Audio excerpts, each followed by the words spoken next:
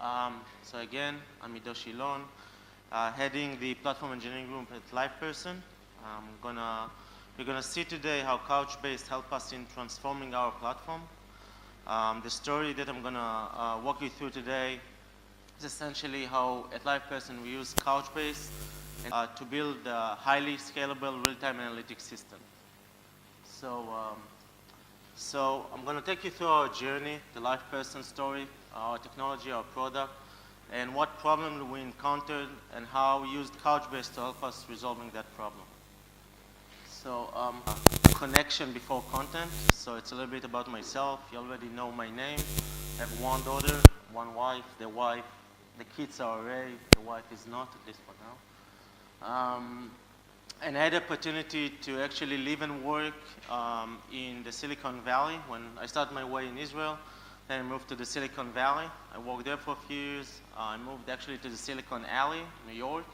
And I came back to Israel and I had the opportunity to work in those three amazing places. So a little bit about LivePerson. We're a SaaS company. We've been around since '98, even when SaaS was called ASP. Let me show you actually the product and what we do. So this is an example from one of our customers' website, Verizon is in this case. I'm going to show you how we help Verizon and our customers essentially help them in converting the customers into acquisition and essentially reducing the bounce rate.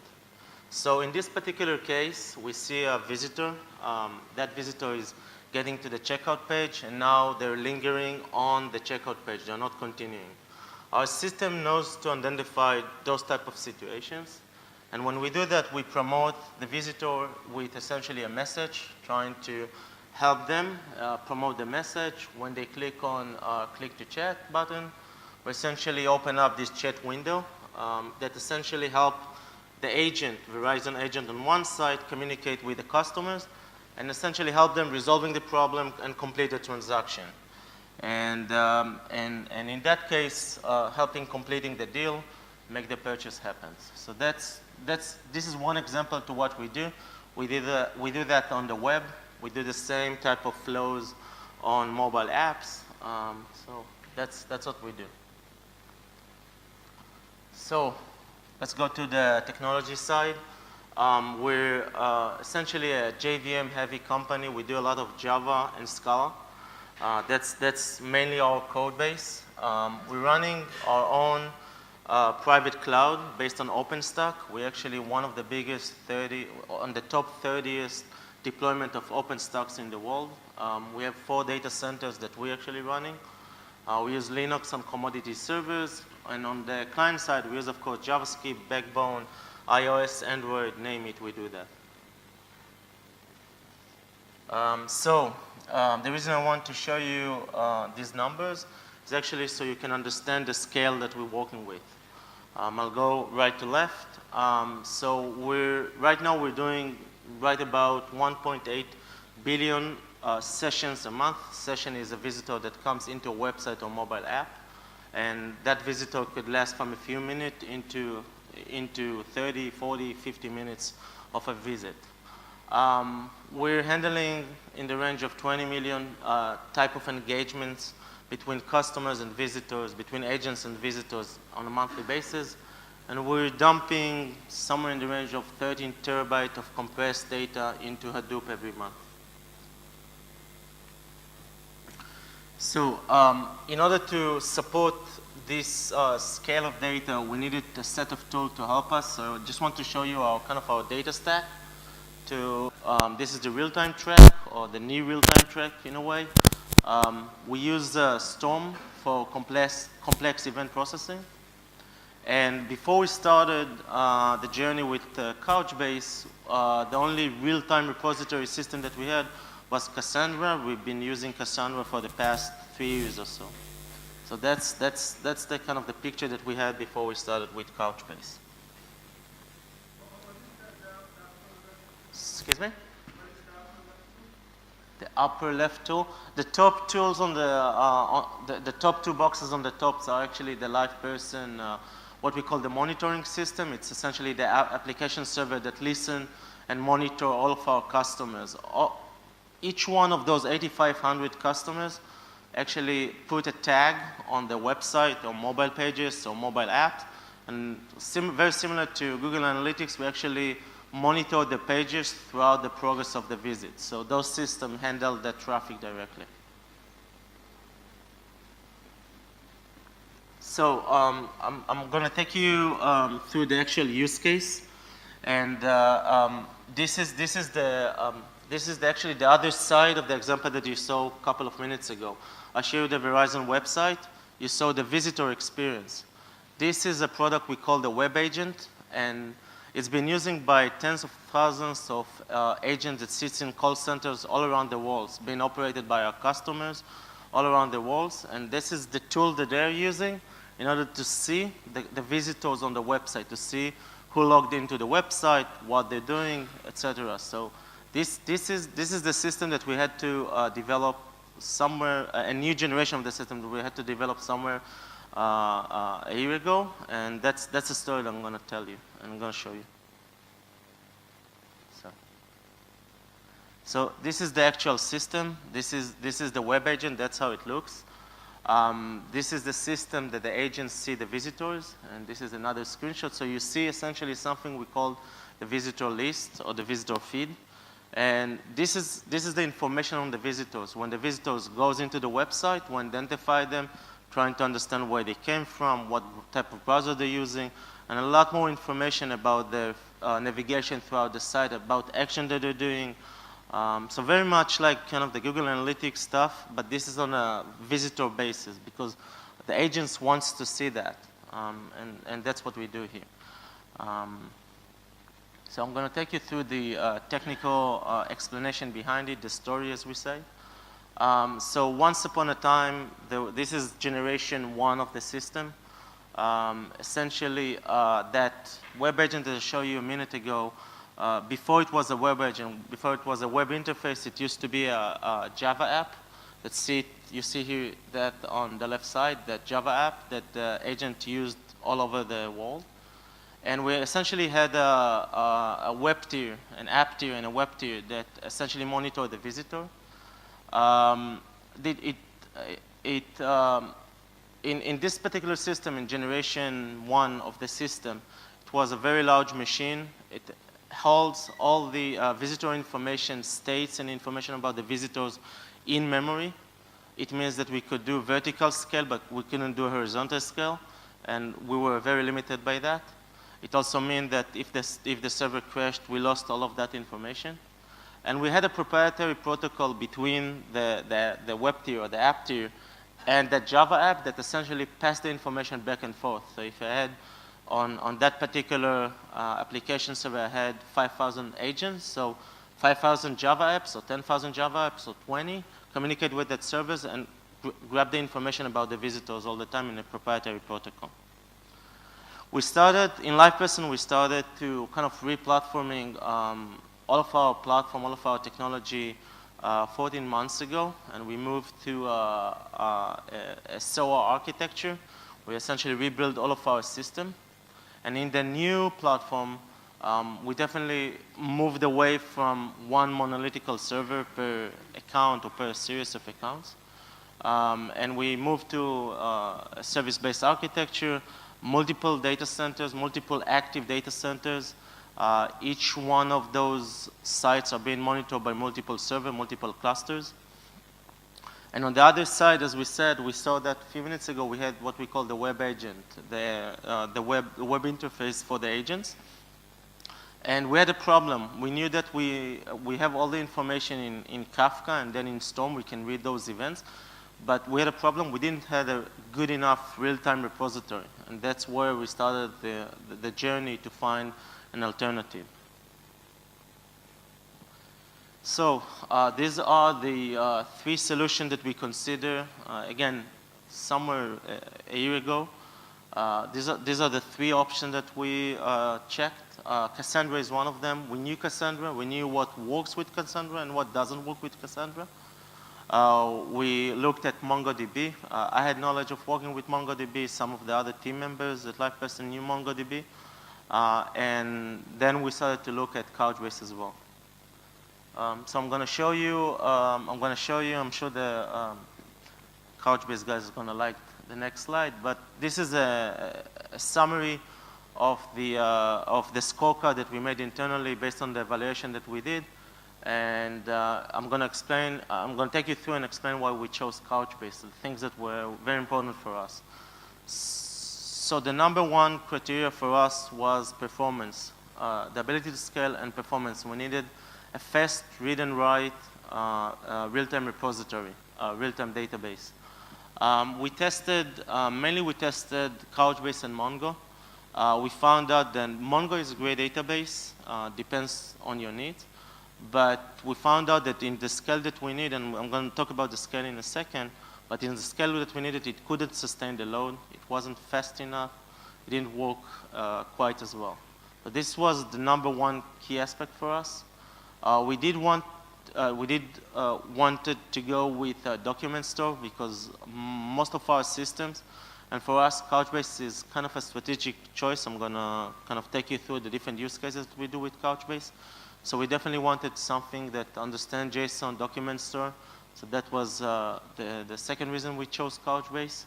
We wanted something that is searchable, and right now, although the searches today in Couchbase are quite limited, but we knew that they're going in the right direction, so we counted on that. And we wanted something, of course, that is linear scale and always on. We cannot take the system down. It's a 24/7 system, so we couldn't take it down. So it was very important for us. And cross data center replication was also very important for us. We have 4 data centers around the world that operate our software, so it was critical for us as well. So, so I'm going to take you through the actual architecture of the system. So from bottom to top, you can see that the information essentially goes from the Storm. So remember, the events come through Kafka. We use Storm to process those events. Within Storm, we use the Couchbase Java SDK to read those events, to understand what we need to do with them, to build the visitor state. All of that information goes into a Couchbase cluster. We also use map-reduced views or map-non-reduced views to get the information. We use, as I said, cross-data center replication. And on the other side, the service layer, the web interface uses a simple REST API to query Couchbase all the time and to get the latest information and to display that on the web interface. I'll take you through the actual kind of step-by-step. So this is the visitor and the agent. This is the kind of diagram flow or data flow of the previous diagram. So you see the visitor on the right-hand side, the visitor browsing the site. We have the visitor monitoring service. That's the box that you asked about a few minutes ago. We identify the information, streamline the event into Kafka. We use Storm to analyze the relevant events. We push them, the events into the visitor document on Couchbase. And every 3 seconds, the web interface query the API. The API goes to Couchbase and return the relevant visitors. Okay, questions till now? Yeah. Mm-hmm. Mm-hmm. No, it's not. Unlike what Amir showed before, for us it's a real-time system. So in Amir's case, I think it's kind of an offline mode. They can do analytics. For us, it's not analytics. It's part of the system. Because in this particular system, you need always to, I'm going to speak about it in a second, but the bucket is a multi-tenant bucket, so you need to fill the right results. You need to get a certain sorting, certain filtering, so we have to use MapReduce view. Right now, that's our biggest bottleneck. A lot of the usage that we do with Couchbase is based on key value. You know what the key is, so you get it. We use views for that, and that's kind of the biggest kind of bottleneck in the system for now. So Let's talk about data modeling for a second. So for us, every document in this particular bucket represents a visitor. Document is an active visitor. So when a new visitor appears on the site, we're adding a document into the bucket. When the visitor leaves the site, we don't do deletes. That's one of the tips that we got from Couchbase. Always try to use the TTL. It's way more efficient than just use deletes all the time. Couchbase has their own mechanism to remove the TTL documents, and once it marks as, once it's not active anymore, then it disappears from the views as well, so there is no problem with that. As I say, each document represents the visitor and the current session information, the pages that they went through, the action that they've done. We're collecting a lot of information about segments that they're belonging to. The customer at LivePerson predefined different segments, different target audience, and we always calculate if those visitors fall into those segments. It helps us. We have a predictive technology system that allows us to identify which one of those visitors has the highest propensity to convert on one hand, and who is the most valuable customer in a way. So we do that all the time, and we store it in this system at Couchbase. And as I said, we use views as secondary indexes. It means that we use map non-reduced views, so only map views, just to build the secondary indexes. I'm going to speak about the scale of this particular system. So as I said, we're always adding and removing, in a way, documents all the time. Roughly, on any given moment, we're holding approximately 1 million documents, meaning 1 million concurrent visitors all across our network. This particular system, we're not fully deployed with this system. It's kind of in a beta mode right now.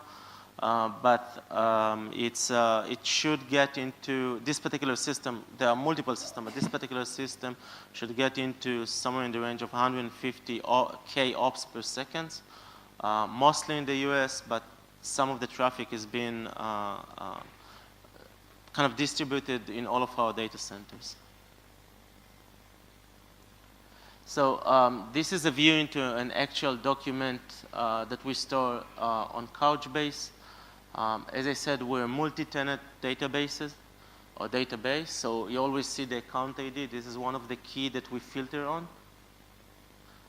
So you see the basic visitor information, where they came from, browser type, those kind of information. I don't know if you guys are using Kafka, but Kafka has one problem of ordering of events. So you're not necessarily going to read the events in the same manner that they were writing into Kafka.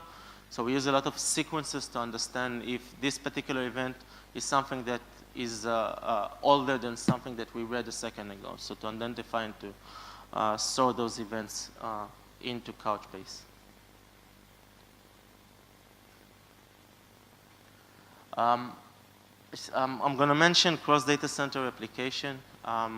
They said we have 4 data centers, but we actually have 2 zones in the world. We have the US zone, and we have the EU zone. So we do cross-data centers replication, but we do that internally within the zone. There's no replication between the zones, so 2 sets of replication in a way. In our case, because a visitor either belongs, let's say in the US, we have data centers in Virginia and Oakland. So a visitor belongs either to Virginia or Oakland. They are not going to move from data center throughout the process. So they can be either in one of those 2. So in that case, our key space, the visitor information, the visitor ID, is the same across the 2 clusters. So we don't have conflict. It's not, there's no chance for me to write a visitor information in one cluster and then a second later write it on the second cluster. So we could avoid conflict in our case. And there is an impact on sizing. Depends on the type of system. For us, there's an increase of 40 to 50% in sizing if you want to enable cross data centers between the 2 firms. So it's important for us when you do sizing, and I think after this session, Perry is speaking about sizing, We learned a lot from Couchbase how to size the system, and there is a great impact on that when you do cross-data center application. So this is a snapshot from our alpha system. So you see almost 20,000 ops per second. This is running on a 3-node cluster. But there is, I would say that it really depends on what you do with Couchbase. Couchbase, the ops per second, which usually people looked at, is kind of, I'm not sure it's the right metrics to look at. Couchbase can hold a lot of ops per second, can increase a lot, but depends what you do. In our case, we do views.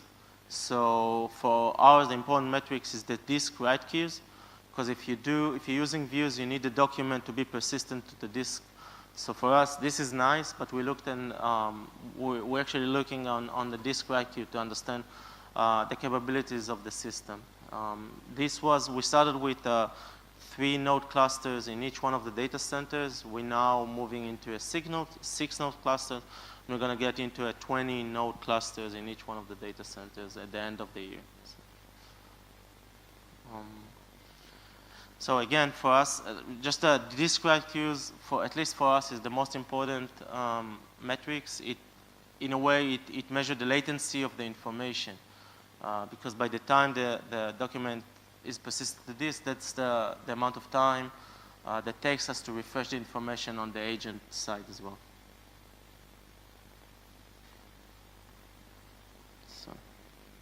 So few tips that we learned till now, at least in our case. The first one is not Couchbase related, but it's important. Test in production. We found out that the load test that we did in the lab, it was nice, but when you push the button and you stream real traffic into Couchbase, then you start to see the real issues that you usually encounter in production. So I urge you to do it as soon as you can, even in a POC mode or silent mode or those kind of things. Use the Couchbase sizing guidelines. It helped us a lot. For us, we found out the I/O is very critical for us, again, because of the persistence that we need to the disk. The data set is not big, it's not huge. We can manage that, but because we use indexes and views, we have to use the disk. We started from a simple hard drive cluster, and we're actually now moving into SSDs because I/O is critical for us. When we did a sizing estimate, we found out the ratio between a hard drive into I/O is somewhere in the range of one SSD-based machine into 2.5 hard drive disks. So you might pay less, but you need a bigger cluster to deal with the traffic. That's it for this. Yeah. So this is the same slide that I showed you a few minutes ago, but now we definitely use Couchbase as a real-time repository. You'll see a bunch of people from LivePerson here, from multiple systems, multiple projects that we do right now into migrating some of our capabilities into Couchbase. So for us, Couchbase is a strategic choice. You saw the first system that we used Couchbase for, and now we're actually moving and adding more capabilities. We're going to use Couchbase to store our visitor information, what's called the server-side cookie. So all the information about the visitor, both in the session level and historical level, is going to be stored in Couchbase.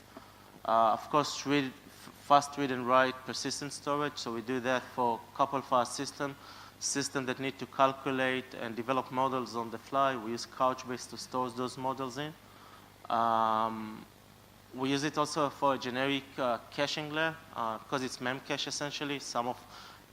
One of the Couchbase, so the memcache bucket is a memcache cluster. It helps us a lot even in terms of caching. And in some cases, we're starting to migrate to Couchbase as simple RDBMS replacement. MySQL or Oracle both are using in LivePerson, so we migrated that as well. So things that we are expecting during 2014. So for us, one of the biggest things that we're looking at is the Nico. It should go out, I think, to GA in 3.0, which I think scheduled to be June-ish, let's say. So we're definitely looking for Nico. We're testing it with the developer preview. But in order to develop a filtering system or filters and sorting capabilities on top of Couchbase, this is one of the options that we're looking at. In-memory indexing, there is something called, I think, consistent hashing. So it's one of the ability to move the indexing into memory. That's going to help us a lot because we wouldn't need to wait for the document to be persistent to the disk. So it's important for us. And for us, you need to remember that we're a SaaS platform, SaaS enterprise platform.